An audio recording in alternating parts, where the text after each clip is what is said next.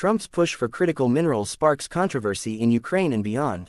President Trump's sudden focus on Ukraine's mineral wealth has raised eyebrows, with critics likening his approach to an imperialistic resource grab.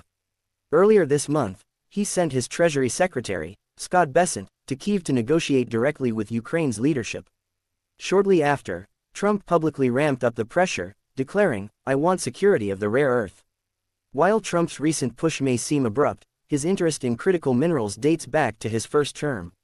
In 2017, he signed an executive order prioritizing U.S. access to these resources, which are essential for technologies like electric vehicle batteries and advanced military systems. President Biden also recognized their importance, promoting supply chain diversification efforts among allied nations. Hardball negotiations with Ukraine. Trump's latest approach, however, has been far more aggressive than past efforts.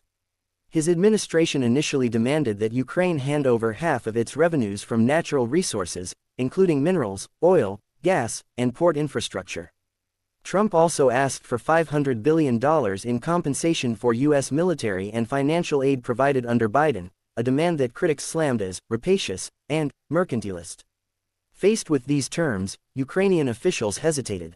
Last fall, Ukraine was close to signing a more cooperative agreement with the U.S. that would have given American companies priority access to mining projects. However, after Trump won the 2024 election, Kyiv delayed finalizing the deal, opting to negotiate directly with the incoming administration instead. Ukraine's mineral sector had already attracted interest from Trump allies, including Ronald S. Lauder, a cosmetics billionaire and longtime Trump associate. Meanwhile, Ukrainian officials rejected the Trump administration's initial demands, forcing the U.S. to soften its terms. The latest draft agreement includes a vague reference to security guarantees for Ukraine, something President Zelensky considers essential to preventing further Russian aggression.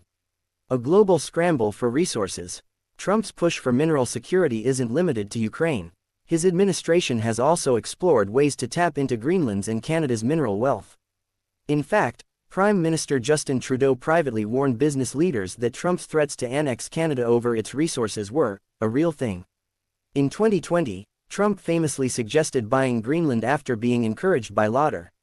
His Commerce Secretary, Howard Lutnick, has business ties to a Greenland-based mining project through his firm, Cantor Fitzgerald. The Trump White House has also signaled interest in mineral-rich regions of Africa, particularly the Dominican Republic, where Secretary of State Marco Rubio recently highlighted the country's potential as a U.S. supplier for rare earth elements used in military technology. The China factor. The urgency behind this resource scramble is clear. China dominates the global supply of critical minerals. A recent report from the Center for Strategic and International Studies found that the U.S. imports 50 to 100% of 41 out of 50 critical minerals, with China controlling the majority of their global production and refining. Beijing has weaponized its mineral dominance before, imposing export bans and restrictions on key materials over the last 2 years. Both Trump and Biden have sought ways to reduce this reliance, but their approaches differ.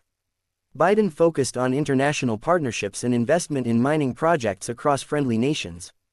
Trump, by contrast, appears to be taking a hardline, transactional approach, demanding direct access to foreign resources rather than fostering long-term cooperation. The road ahead. As Trump doubles down on securing mineral wealth, his approach is stirring tensions with allies. Many resource-rich nations, including Ukraine, have expressed concerns about entering lopsided agreements that could undermine their sovereignty. These countries want investment, not a colonial relationship, said Jose W. Fernandez, a former Biden administration official involved in critical mineral negotiations. With China tightening its grip on global mineral markets, the U.S. faces a pivotal moment in its resource strategy.